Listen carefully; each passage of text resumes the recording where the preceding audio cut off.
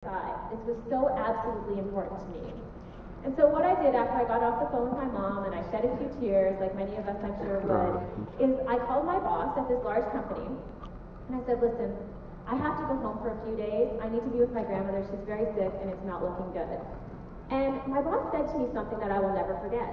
She said, you know, the timing's really not great. Is there any way you could stay a little longer? Are you sure this is the end? And things like that. And I thought to myself, how absolutely insensitive is this? Nonetheless, it's a great job, so I'll just deal with it and I'll go.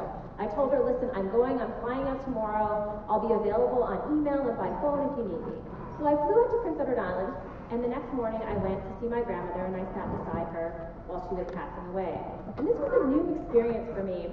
I don't know if anyone has ever sat with anyone while they're dying, but it's absolutely heartbreaking. However, somehow you find inner strength to be able to sit there with that person and help that person. And there's a connection that's made there that I've never ever had in any other time in my life.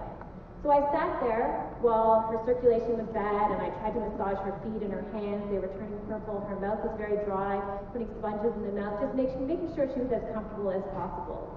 And you know, I remember the last time she squeezed my hand. I remember that feeling. And I did this for a couple of days. However, the first day in, I'd been sitting with her for a few hours, but I had a conference call at 3 o'clock in the afternoon with my company. So I left and I went down the hallway and I hid in a little corner with my cell phone because you can't talk on cell phones in hospitals, we all know that. And I hid on the phone, I called in for the conference call, and I sat there and I listened for 5, 10, 15 minutes. And it all just seemed like nonsense to me. I mean, why was I even on that call at the time? I should have been in the other room. I didn't need to be there. And I did something that would change my life absolutely forever. I hung the fuck up.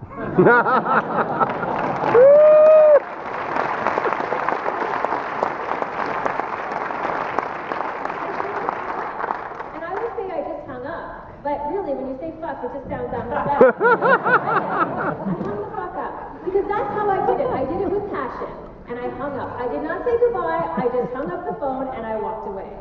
And from that point on, I knew that I needed to be an entrepreneur. I knew that I needed to be in charge of my own destiny because I didn't want to have an experience like that ever again, where some asshole told me when I could be with someone I love when they were passing away. And so since then, that's been very important to me to have that freedom. So I'm going to talk about a few things